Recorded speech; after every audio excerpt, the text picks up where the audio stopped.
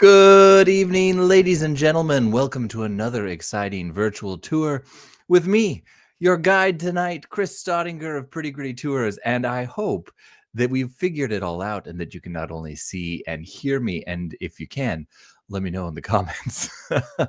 Tonight is one that I'm super excited about because when I first discovered the Blackwells, I was blown away. Because in my opinion, they are one of the most, if not the most significant early family in all of Tacoma's history. They are responsible for more foundational moments in the city than almost any other. And yet they're almost completely unknown. They're erased from the history of Tacoma. And tonight's journey is that, to discover the Blackwells and their legacy here in Tacoma.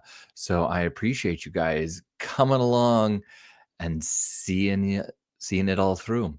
If you have questions along the way, please feel free to ask. That is the benefit of doing this live. Of course, the great hazards are at any given moment, this could go completely sideways. So let's see how it's going. Hello. Good to see you all. Well, without further ado, my friends, let me introduce you to the Blackwells.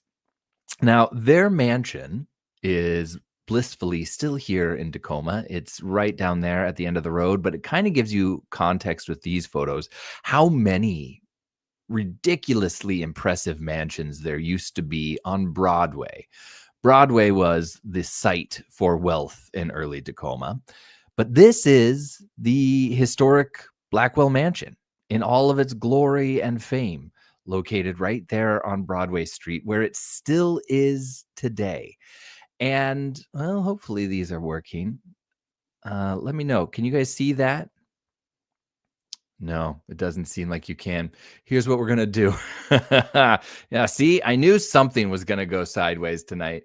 Give me a few seconds here. Because what I would really like to do tonight is make sure that you have an opportunity to see inside the Blackwell Mansion. And I've got that possibility for you, assuming this loads appropriately. So if you'll be patient with me for a moment, let's see how this goes. We are going to present this. Got it here. This goes there and here. Any second now, this will work, I think.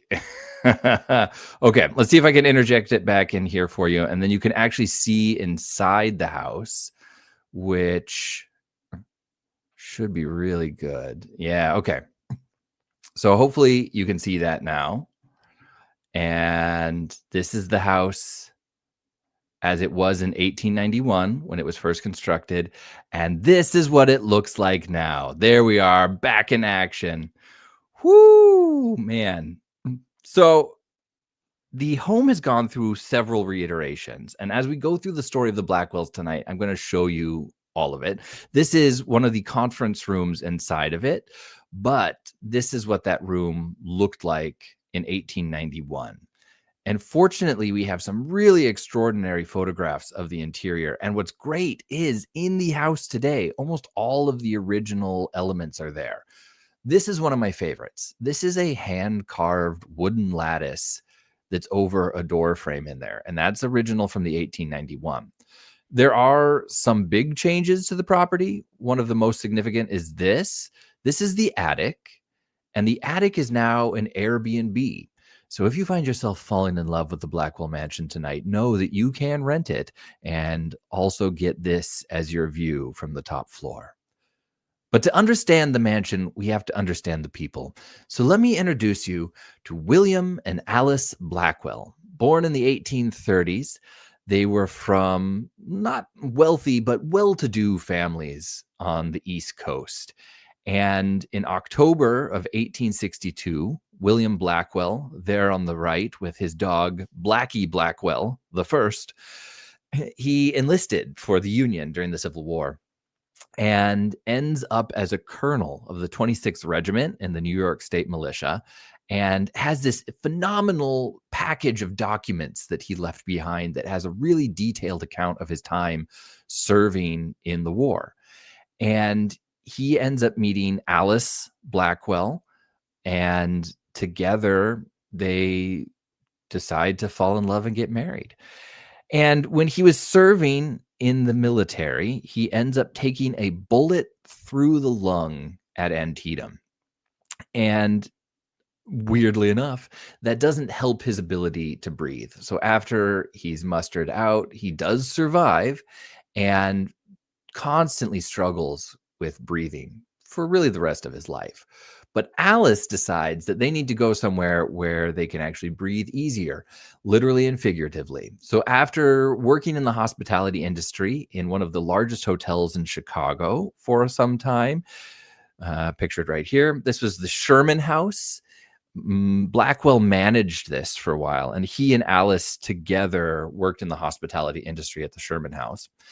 But they end up looking for some place with better air quality than Chicago in the mid 1800s. And Alice reads an article in, I forget which one it was. It was in one of the like better home magazines at the time, but essentially was describing the Pacific Northwest as this new Eden on Earth. And they decide that they're just going to go out and take a shot, see how it goes. When they arrive, he's employed by the Northern Pacific Railroad to run this. This is the Casano House Hotel, and it was down in Kalama or Kalama, depending on how you want to do it. But in 1873, this was the Cowlitz County Courthouse, and then is converted into the Casano House in Kalama and run by William Blackwell. And his job was effectively to not only keep the railroad town supplied and functioning properly, but to keep it sober, which I always like to think was actually more difficult than getting shot through the lung. One of the things that he actually floats out there is that they have a barge anchored in the middle of the river by Kalama. And you could get rowed out and drink on the barge, independent territory. They had a little bar set up out there. And then when you were sober, you could get rowed back to shore. And if you didn't want to wait, you could try and swim and they'd pick you up later. And he was so good at running this railroad town that they give him the honor and the glory of running Tacoma's first hotel, the Blackwell. So the Blackwell Hotel here was in Tacoma. It was Tacoma's first official train station. It was Tacoma's first hotel by a mile. When this was constructed for the new city of Tacoma, I should mention, this was down here as part of the railroad. And it was basically at the bottom of the hill from where Stadium High School is today. It would have been on tidal land, which is now Schuster Parkway. And William and Alice were the first two people to arrive to the new city of Tacoma by train. And I'm talking fresh. Like the engineer had to get off of the train, go make sure that the tracks had actually been finished the night before, inspect them for a moment, and then he, William, and Alice, only three people on board, roll into town. And with them on board this train, they brought all of the furniture to deck out this new hotel. It was down on the water, so it was a combination train station, hotel, and then dock as well. And when they were running it, William and Alice sort of divided up the labor. So Alice was in charge of the garden. She actually had the first orchard and vegetable garden and flowers in Tacoma. And then William ran the day-to-day operations of the hotel itself. And everything about them was legendary. These people established early Tacoma, not just being the first to arrive by train, but they helped establish the theaters, the banks. They co-founded libraries with Allen C. Mason. They were institutional in founding so many of the first parts of Tacoma. And one of the best examples of this is actually the flowers. The first funeral held in town in the new city of Tacoma was an anonymous sailor. To this day, we don't know his name, but we know the flower arrangement because Alice Blackwell was the only one growing flowers in town at the time. And when they asked for something for the funeral, she happily provided it. So there's a detailed account of the floral arrangement at the first official funeral in New Tacoma, but we don't know the guy's name. Blackwell was also one of 5 individuals who in 1893 helped co-found the Ferry Museum of Art. This is it today. It's now the Washington State History Museum archives and holds, like that vault at the end of Indiana Jones, basically all of Tacoma's greatest treasures down there. It's directly across from Stadium High School. And this is actually kind of where we get into the meat of it, because at the bottom of Stadium High School was the Blackwell Hotel. It was eventually demolished to make way for bigger hotels, but this was their design. This right here is now Stadium High School, but when they started construction in 1891, it was supposed to become the tourist hotel. And they were going to open it as the grandest luxury hotel on the West Coast. And they were going to have William Blackwell manage it. And so there was actually a way to get from the Blackwell Hotel down at the bottom up to the tourist hotel. But for my history enthusiasts or graduates of Stadium High School, you already know, never happened. Railroad goes bankrupt in 1893. They shutter the project, and this building opens for the very first time ever, not as a hotel, but as a public high school. It was Tacoma High School, later rebranded to Stadium High School. And William and Alice and their 2 wards end up moving away. And here was kind of the chaos to this, is that William and Alice built their first home, once they were well-moneyed, right here on this site. And the railroad demolished it, used eminent domain to move them out, and they had to start somewhere else. This is where I have to introduce you now to Alice and William's children, essentially. Ruby and Ethel Pearl. Now, yes, this is perhaps the most tragic haircut known to mankind, but I promise you, it gets better. So at one point during their escapades running the hotels of Tacoma, William and Alice end up going back east, and they meet the Chapin widow. There was a woman out there that they run into and get acquainted with, and her name was Mrs. Chapin. She was a widow whose husband had died, and she found herself now running a farm and raising 6 children by herself. And then William and Alice offer to help however they can, and her suggestion is that they take 2 of the girls. And so they take the 2 youngest. Ruby and Ethel Pearl were the daughters. And Ruby here, pictured with Blackie Blackwell II, ends up moving out to the Tacoma territory with her new foster parents, the Blackwells. She talks a lot about it in her book, A Girl in Washington Territory, which, as you can see, features that same photograph, pretty true to the story of it. And of course, you may have noticed all of the dogs were Blackie Blackwell all throughout the years.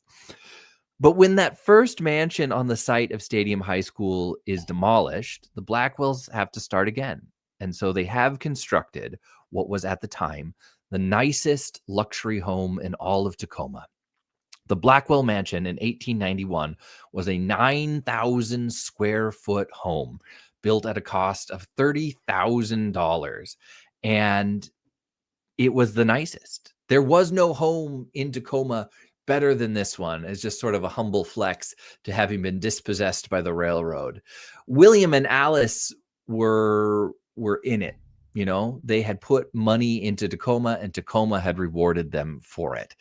And when they build their mansion there, it's deluxe, and you can still see it today. So this is that same room now. Inside was the library. The library was one of the most important rooms in the whole home because both William and Alice were incredibly well-read and well-educated and huge advocates for the arts. They would always commission local painters, generally who came out for the railroad, to do art that they would put up in the library. So this is it now. This is the library then. And as you can see, it was deluxe. This is it from another angle. Looking out, you can kind of see on the right, 2 of the windows were converted into fire escapes over the years. This is what it looked like at the time. And yes, it was. In fact, one of the things that they invested in heavily was wood. They wanted Honduran mahogany. They wanted Minnesota oak. They basically used this like collector's catalog of exotic woods from around the world to build their home. And boy, did it pay off. The thing that they did the best, though, is host.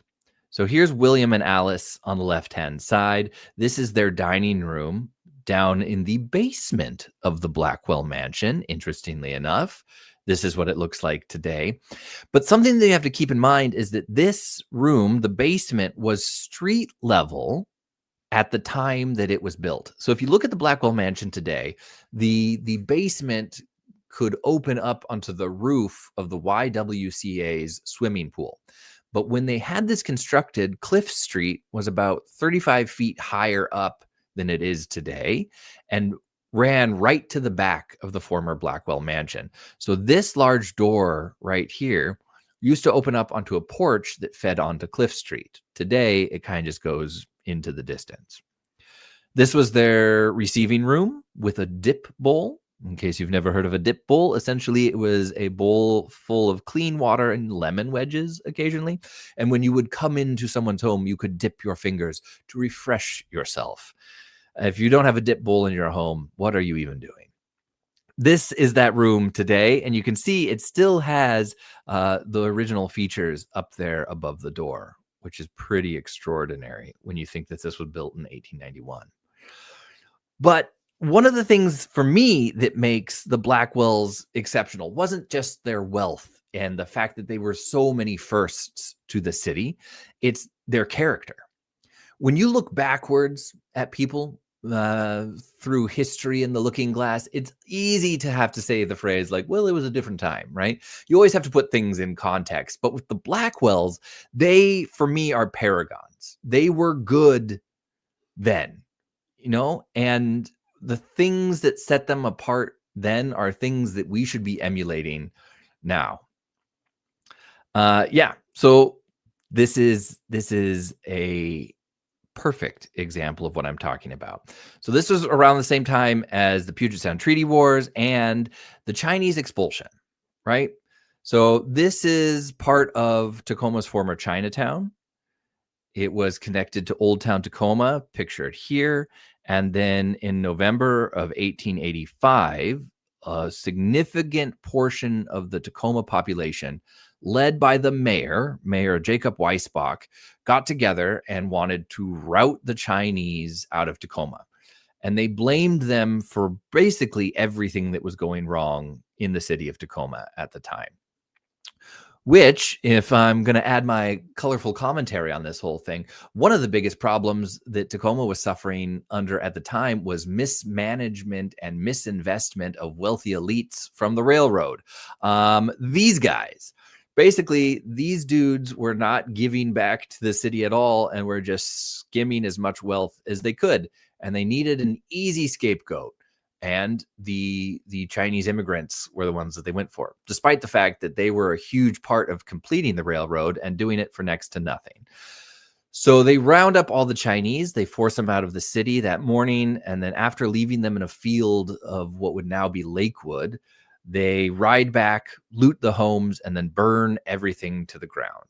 And all of these guys end up acquitted, essentially. No one wants to prosecute them further for these crimes. But the Blackwells were vocal against that at the time. They, in fact, attempted to stop the expulsion of everyone of Chinese nationality in Tacoma at the time, at great risk to themselves. One of the families in town that wasn't vocal against it, but did sell, like they took the opportunity to sell flour to some of the Chinese families right before the expulsion. And some of those guys pictured in that photo came and burned down the house. They just barely got out in the middle of the night. And the Blackwells were on that list, but nobody ever tried anything. And I've got theories as to why that is. One of them is William Blackwell was a terrifying dude.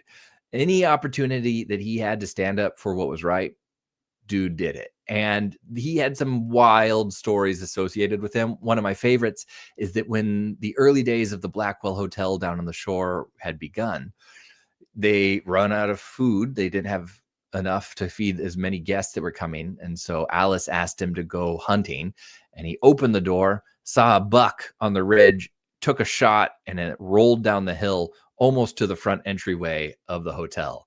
And then someone wrote it down, and now it's canon. That's the kind of dude William Blackwell was. And so even though at the time he was against the Chinese expulsion, nobody wanted to square up against him about it. And to be against it at the time was rare and dangerous. But it's not his only great feat. He's also responsible for this dude right here. This is Jack the Black Bear. Jack the Black Bear was a bear cub that a drunk logger took out of the woods, chained up, and then dragged into town, and then got wasted and started kicking it and making it try and perform for tricks.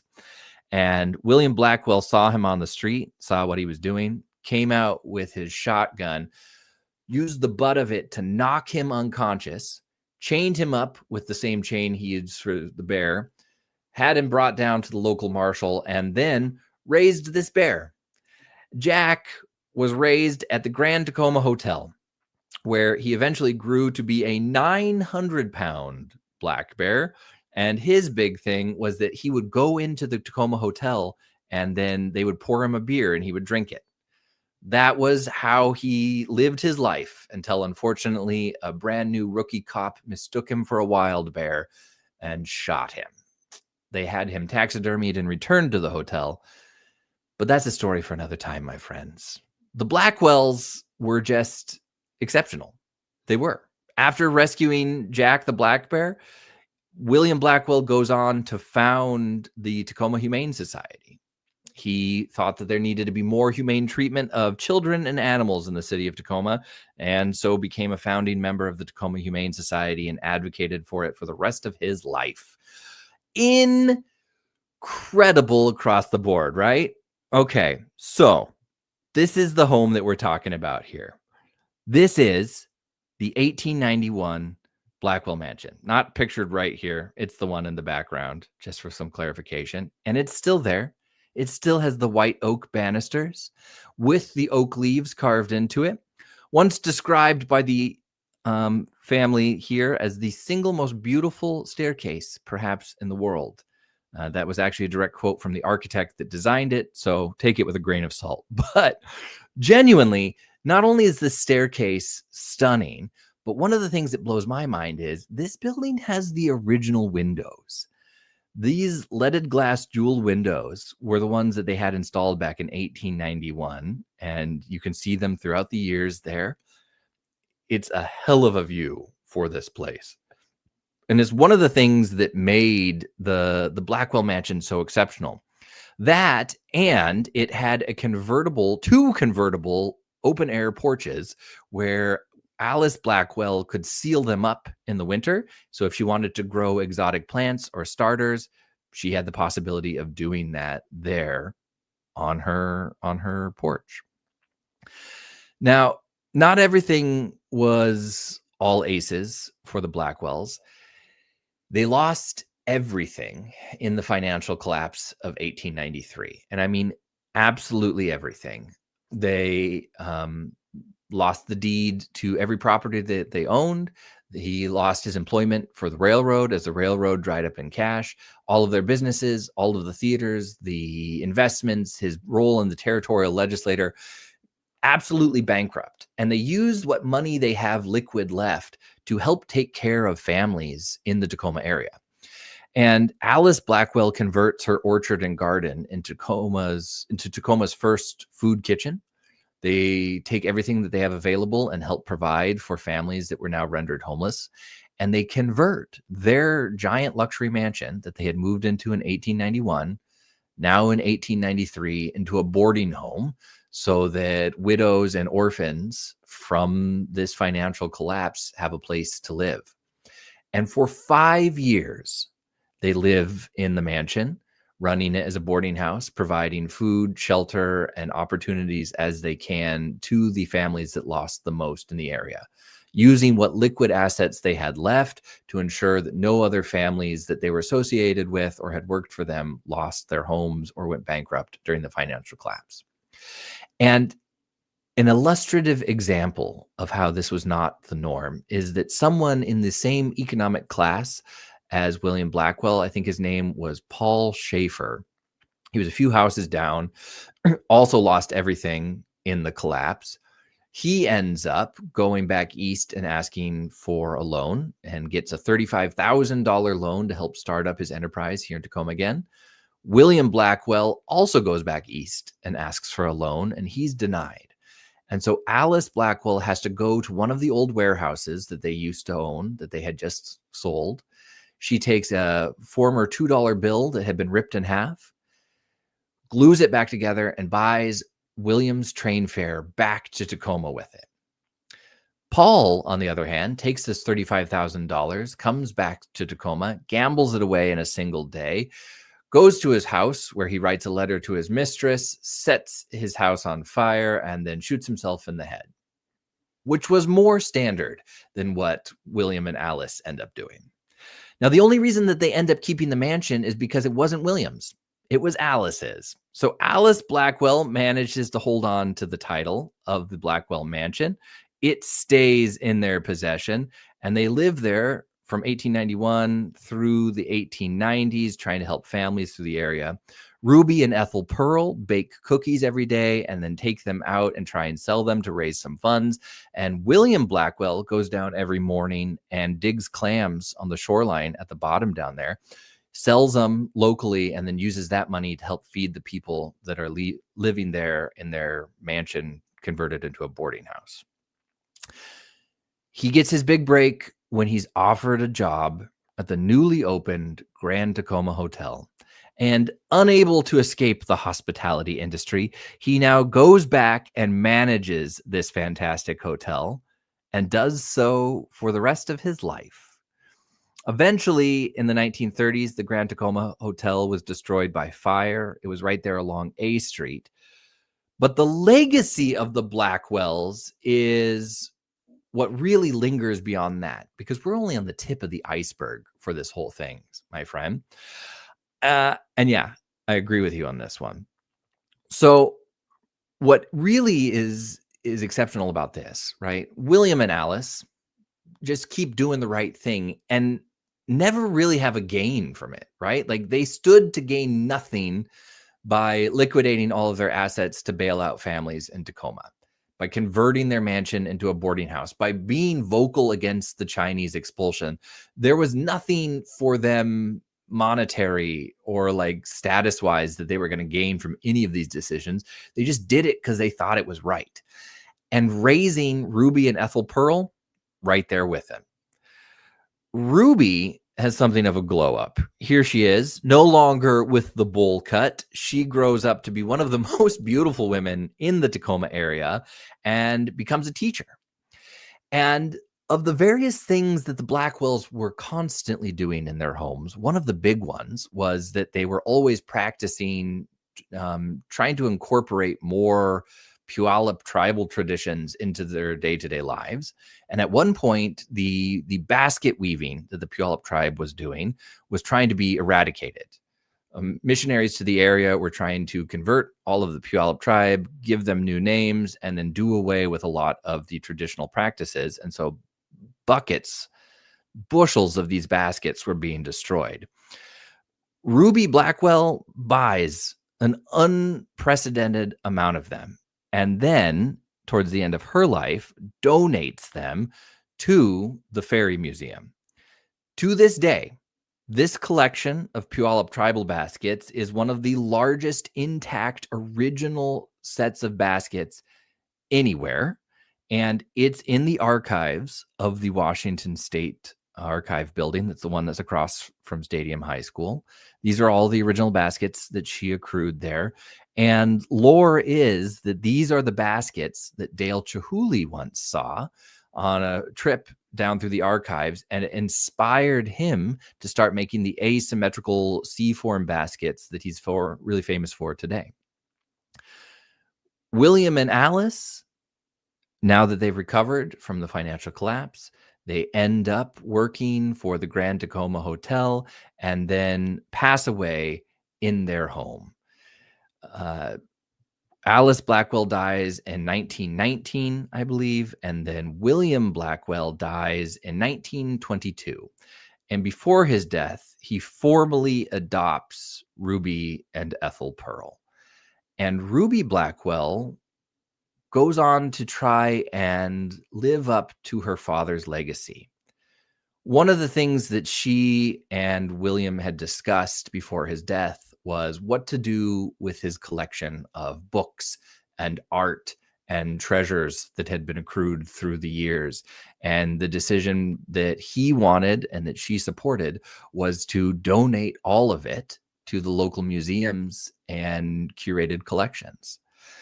The issue of what to do with the mansion also came up, because he was willing to give it to Ruby and let her live in it. And she felt that it would be better suited to go to women in need. And so they gave the mansion after his death in 1922 to the YWCA. Now, the YWCA owned and operated the former Blackwell Mansion from 1920s up until 1974. And by the late 20s, they had built the addition. So today on Broadway, there's that large brick building. That's the YWCA today. But they continued to own and operate the Blackwell Mansion as their main headquarters and used it for everything.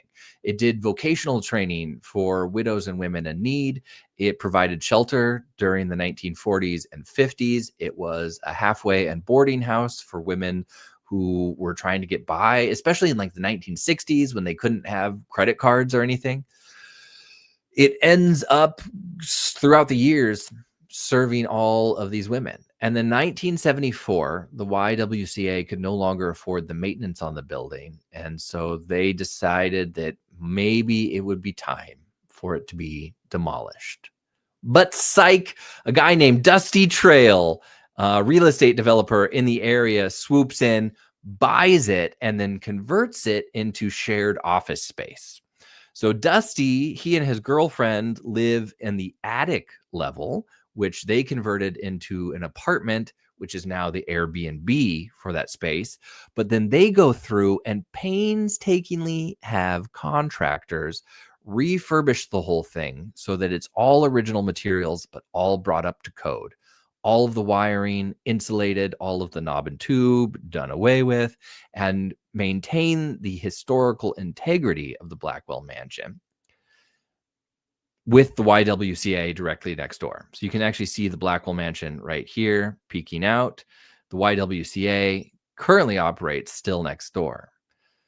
Ruby Blackwell, born all those years ago in the 1870s, lives to be 102. She never marries. She never has kids.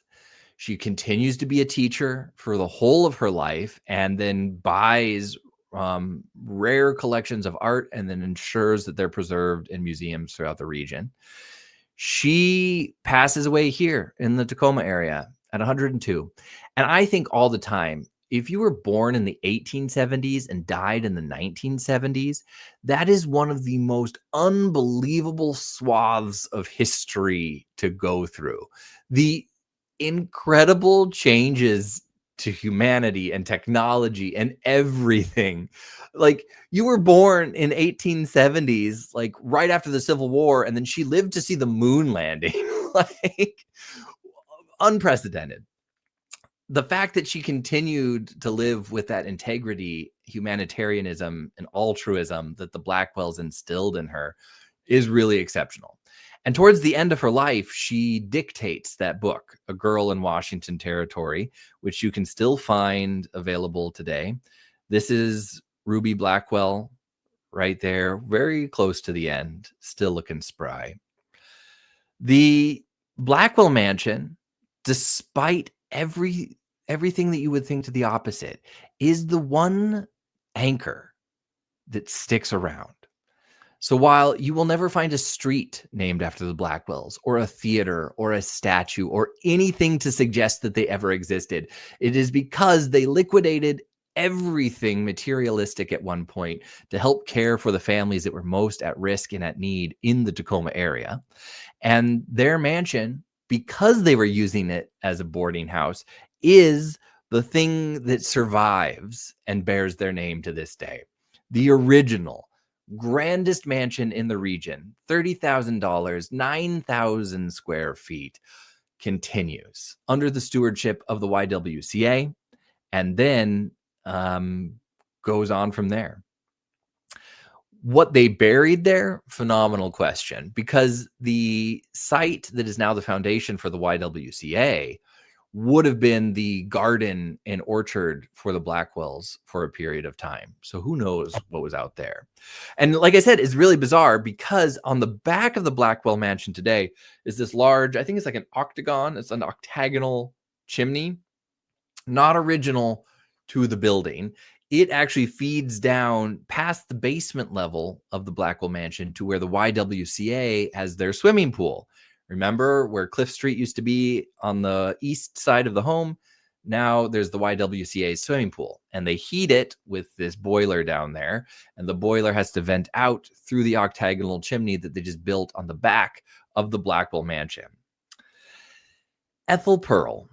Now, while Ruby goes on to just be the shining light of the region and look after the Blackwell estate, Ethel Pearl gets married and has a family over on the East Coast where she lives, retires, and then passes away as a seamstress in New York, if I'm not mistaken.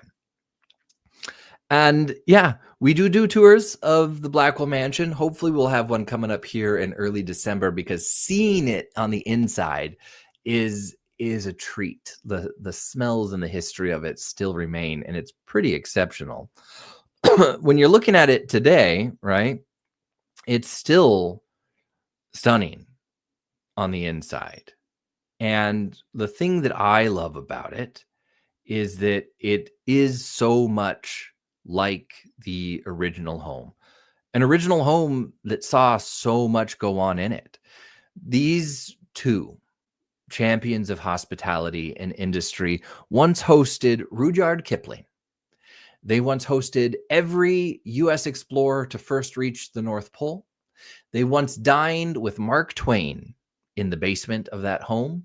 And every time that a famous person came to visit the Blackwells, they left behind some memento, some first edition, some autograph, a saber, an ice pick, whatever it was. And they would keep all of these up on the wall of the dining room down there as sort of a scrapbook of the who's who of who came through Tacoma.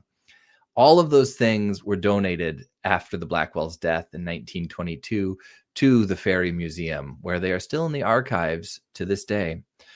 So I know, our boy himself, Mark Twain hated Tacoma. He wrote nasty stuff about it. And to be fair, when he was here, Tacoma was an industrial smog pit. But look at us now. So with that, ladies and gentlemen, I hope that you remember the Blackwells, because they were institutional. The Humane Society, the literacy, the territorial legislator, the train, the hotel, Jack the Bear, every opportunity that they had to take care of those who were in more need than them, who were suffering, who had less. They took it, and they did it for no other reason than they believed it was the right thing to do. And because of those actions, Tacoma survived some of the darkest hours it ever had. And it wasn't through injections of railroad cash. It was through just commitment to the community by people who lived here and wanted to see it through. Because the Blackwells don't have markers today, we have to act as their memorials. And so I hope that both in your words, your thoughts, and your deeds, you take a little Blackwell out onto the streets with you everywhere you go. With that, my friends, I hope that you continue to stay curious in everything that this region has to offer, and that you always take the time to get out there and keep on exploring. Thank you so much for joining us tonight on this whirlwind tour. I hope that you'll always send me questions that you have, and I look forward to next time. Until then, my friends, have a great night.